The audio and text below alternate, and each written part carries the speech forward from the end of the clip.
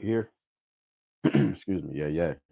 Right back at you like I never left, and I'm gonna go this hard to my last breath. It's Lil Kenny Russell, Kanoom Consul Moon. You already know what you're gonna get when you step in this room. You're now dealing with Kanoom. Yeah, yeah, I'm here.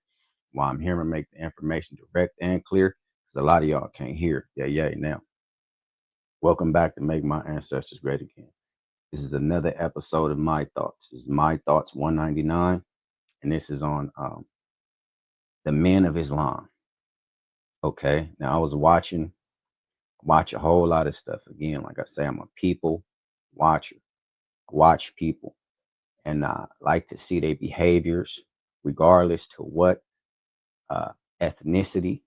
I mainly like to look at my people in the European um, for cultural differences, cultural purposes and practices, for cultural, historical analysis and things like that to see where we came from to where we are and still to look and see the behaviors that the two are many different cultures or ethnicities put forth into the world. See if I can base it on what was going on in the past up to the present. That's why it's so good to know about history because we're living in the present. But history will show you where people once were and to show you possibly where people can get to.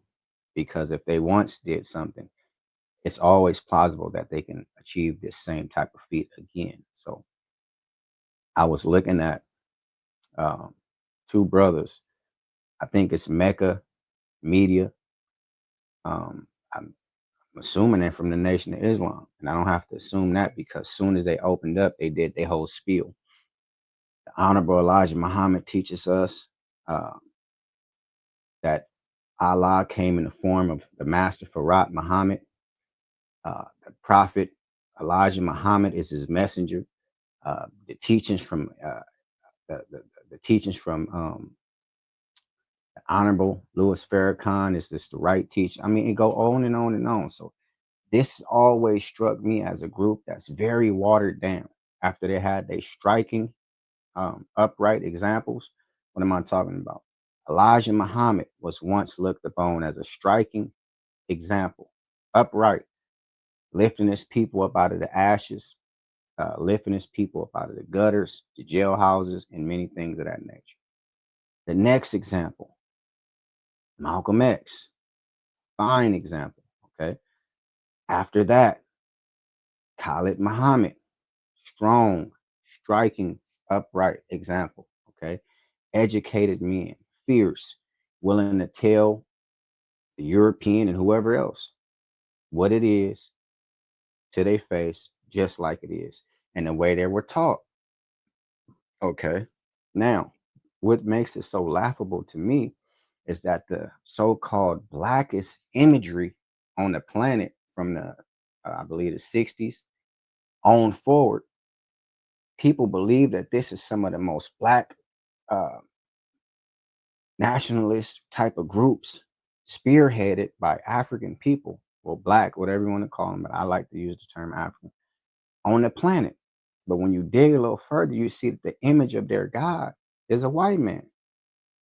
The person that came in, I mean, Allah, who was the person that came in, the person of Master Farad Muhammad. See, Allah came to the planet as a white man. Same type of story as Jesus. When you do a little digging and you speak to some of these people, they say that his father was black, his mother was black, one of them was white. I don't want to hear that. When you hear something as black and nationalist as you think that the Nation of Islam is, you would want it to have a black God. It doesn't. The God is WD Master Farad Muhammad. Allah came in the person of this white man, and the white man taught Honorable Elijah Muhammad, and so forth and so on. So let's look at these brothers because to me now it's so watered down. They take from the Bible, they take from this white man, WD Farad Muhammad, they take from Elijah Muhammad, and then it trickles down. So let's look at these two gentlemen speak. I don't know their name, but I guess, two ministers from the Nation of Islam, and they're talking about difficulties. I'm assuming that the Honorable Louis Minister Farrakhan wrote a book about facing difficulties and how you can get out of difficulties. So let's listen to him, and then I'm gonna give my thoughts and opinions. Provide here will assist you. Thank you. Praise be to Allah. And brother made me think about something, because for those who are would you say scriptorial, brother? Scriptorial, I like that I word. don't know if it's a real word or not, but it sounds good, right? Sounds good. For those of us who are scriptorial, or books, study the scripture, right? Whether it's the Holy Quran or the Bible, they're all prophets and messengers that all face difficulty.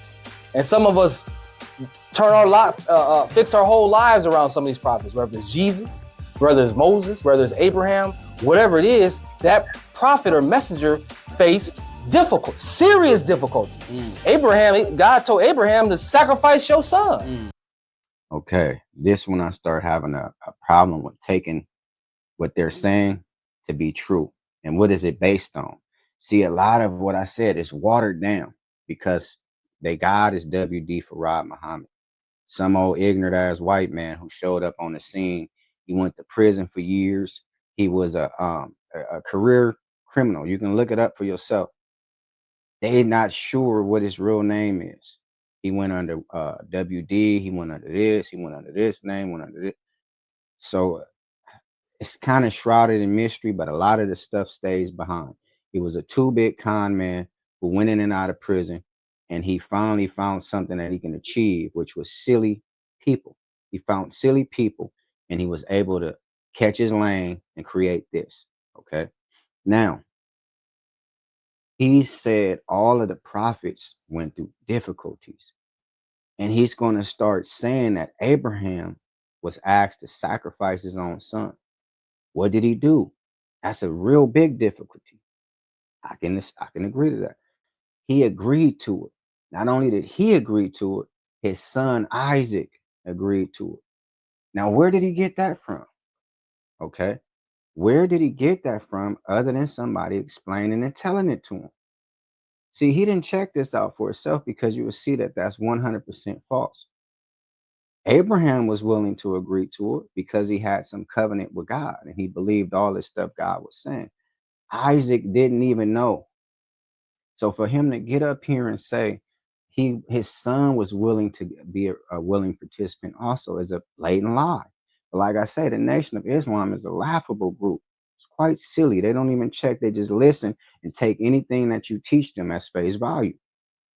Because it came from a white man, W.D. Farad Muhammad, this Allah came in the person of this white man. He taught a little man named Honorable Elijah Muhammad.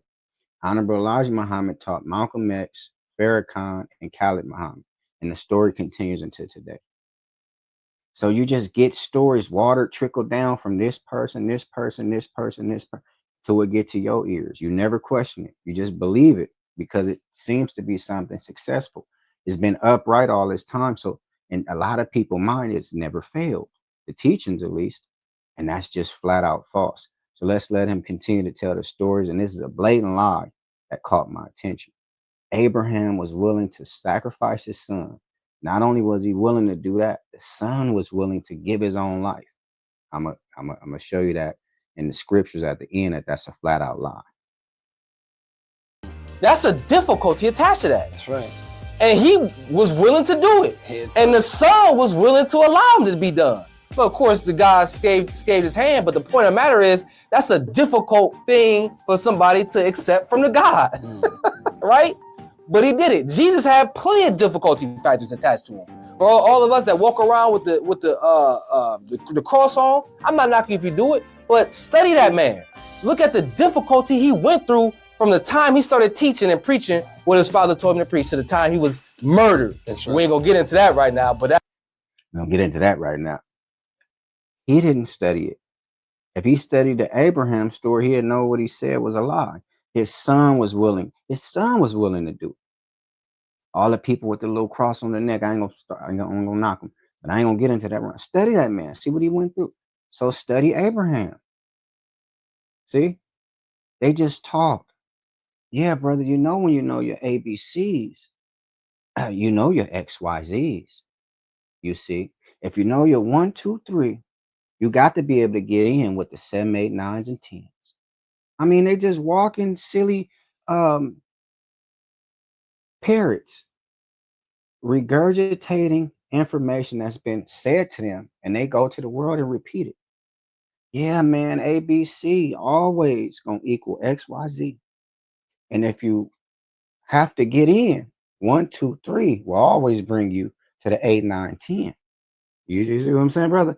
That's as if you take off your boot, your sock will still be on your feet.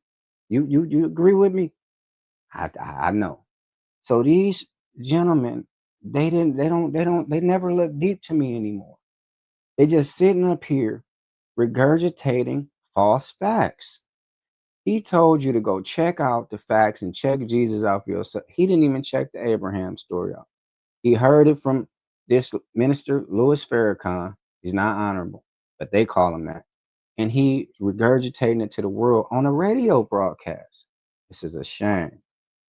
That's serious, right? The point I'm making is, family, we was all put here to face and overcome difficulty. Right. If you run from difficulty, there will be a deterioration in your character. And a lot of times as Black people, we tend to want to go down the road of least resistance. Why do we always want to choose the road of least resistance when the Black man was put here in place of the God? You Khalifa on God's earth, which means you was created to create things and be productive and face difficulty. It may not be comfortable, you may not like it, but you can do it if you believe. I didn't mean to get to all that, dear brother. You can do it if you believe. The Black man always wants to not face difficulty. If you run from difficulty, it will devalue you, basically, in a nutshell. Okay? It will start devaluing you. But lying is a more potent devaluer than any of this running from difficulty stuff. A person might be able to run from a difficulty and still be have all his integrity and everything still intact, but he wasn't ready to meet that difficulty face on. So he regrouped, he got whatever he needed to do so, and he faced the difficulty later. It didn't bring his value down. Lying brings your value down more than any other thing as a human being, because a man without his word is just like a person living without a cause. If you don't hold your word, you're nothing as a human being. So he's sitting up here blatantly lying. I don't know if you know this, but like I said, a lot of this stuff, they just repeat and regurgitate lies. Now let me show you that Abraham's son Isaac was not a willing participant. Okay. Excuse me. And it's very simple. All you gotta do is open your Bible. What he said, look into Jesus. All you gotta do is look into Abraham. See, he talking it, but he don't want to live it. And this man made a whole book on how you can face difficulties. Every human being that runs to a religion is want to be devoid of their difficulties. They're hoping that God does it. So these two gentlemen sitting here speaking about a book that this Farrakhan wrote so you can face difficulties, that is a blatant contradiction. You sitting here hiding behind Islam and Allah, but you pick up a book that Farrakhan made to face difficulties. Put the religion down and face your own difficulties. Don't worry about Farrakhan. Don't worry about Allah. Don't worry about this Prophet Muhammad who is ignorant. Face your own difficulties. If you're going to talk that talk, walk it. Let me show you why he's a blatant liar. Genesis 22:7. I'm going to let it play, and I'll read it as well. Chapter 22. Now it came about after these things. Hold on. God Let me go to tested 7. himself on the- Listen. Isaac spoke to Abraham his father and said, "My father." And he said, "Here I am, my son." And he said, "Behold the fire and the wood, but where is the lamb for the burnt offering?" Abraham said, "God will provide for himself the lamb for the burnt offering, my son." So the two of them walked on together. Isaac said, and 7, hey Pop, where's the lamb for the offering? Okay, right here. Let me read it to you. I let it read, but let me read it to you right here. So he had no idea. Okay. Now,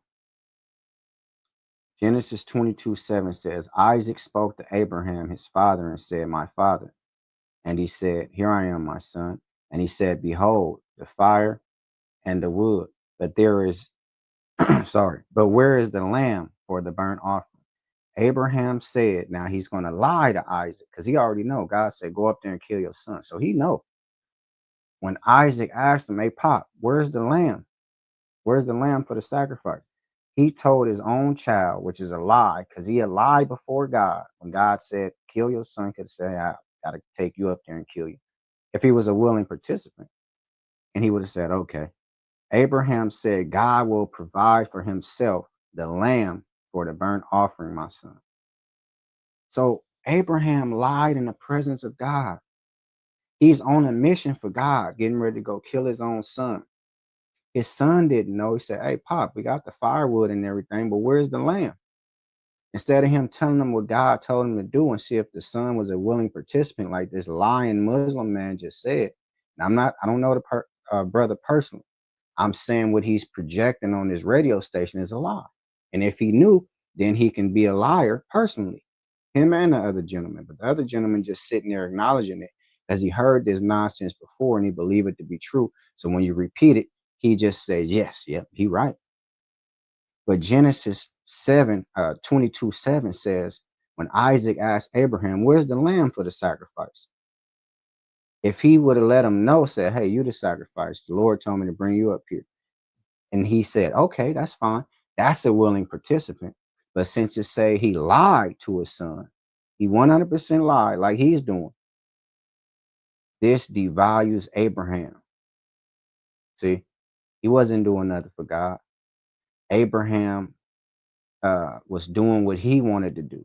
Because like I said, God is the man that speaks for God. That's it. So these two gentlemen sitting up here lying for the sake of Islam is sad to say the least. That's my thoughts on the video. It's Lil Kenny Russell, Kanoom Connoisseur Moon. You already know what you're gonna get when you step in this room. You're now there with Kanoom. This is what I do. And I love to do it. And before I take back what I said, I add some more to it. It has to be a contradiction that the most Black nationalist purported group on the planet, one time people thought this, now people starting to understand when you see this Louis Farrakhan go out there and have genetics or whatever the book called, genetics and mnemonics, whatever the book by L. Ron Hubbard, and they go all into the Scientology building, and he's in there with L. Ron Hubbard projecting his book Dianetics. Everybody can see that this stuff is watered down and hogwash. When you have a white man as the guy for a Black nationalist group, everybody can see this is a laughing joke. Okay. Like, share, subscribe, comment, and I thank you for watching. Education and preparation is the first step to retaliation. So before you pick up a weapon or a silly religion, pick up some knowledge. If you feel like you want to do something for me, like and subscribe because it won't cost you a fee. And this is just, it's sad, but it's not to take religion from you. This is to restore spirituality, which was taken from you at the time religion was given to you. And if anybody gets offended by anything you heard, I mean every word. Yeah, yeah.